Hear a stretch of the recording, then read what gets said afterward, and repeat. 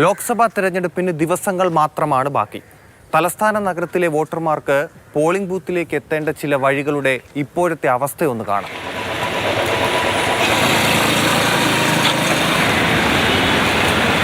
General ആശുപത്രിയിൽ നിന്ന് വഞ്ചിയിലേക്കുള്ള റോഡാണ്. നിരവധി കുഴികളുണ്ട്. ഇതിലൊരു കുഴിയിലാണ് കഴിഞ്ഞ ദിവസം ഒരാൾ വീണത്.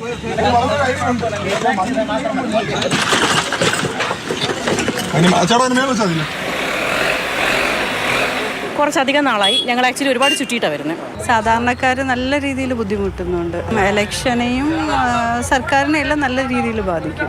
എത്ര നാൾ കൊണ്ട് ഇങ്ങനെ കിടക്കുന്ന രണ്ട് സൈഡും കുഴിച്ചു വാരി കിട്ടിയേക്കുന്നത് നമുക്ക് നടന്നു പോകാൻ തന്നെ ബുദ്ധിമുട്ട്. നമ്മൾ ആരോട് പറയാനാ? പറഞ്ഞാൽ എന്താ പ്രതികരണം? തിരഞ്ഞെടുപ്പിൽ അതൊക്കെ പ്രതിഫലിക്കും, തീർച്ചയായിട്ടും പ്രതിഫലിക്കും എന്നുള്ളതാണ്.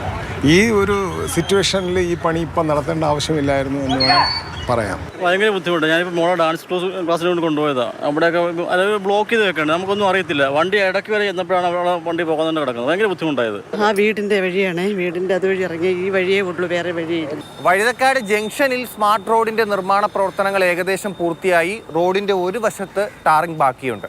വഴുതക്കാട് നിന്ന് ആൽത്തറ ജംഗ്ഷനിലേക്കുള്ള റോഡിന്റെ ഒരു വശത്ത് നിർമ്മാണ പ്രവർത്തനങ്ങൾ പുരോഗമിക്കുന്നതേ ഉള്ളൂ.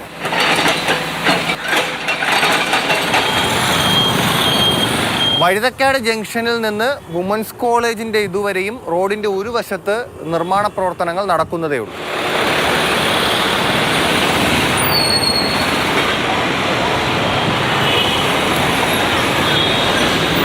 തൈക്കാട് ആശുപത്രി പരിസരത്ത് നിന്ന് ഇങ്ങ് മേട്ടുക്കട ജംഗ്ഷനിലേക്കുള്ള വഴിയാണിത്. ഇവിടെ നിർമ്മാണ പ്രവർത്തനങ്ങൾ പുരോഗമിക്കുന്നതേ ഉള്ളൂ.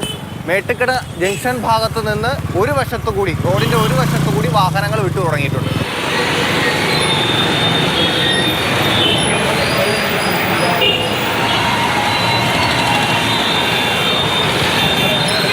ഈ നിർമ്മാണ പ്രവർത്തനങ്ങൾ നടക്കുന്നത് കിള്ളിപ്പാലത്ത് നിന്ന് അട്ടക്കുളങ്ങരയിലേക്ക് പോണ റോഡിലാണ്.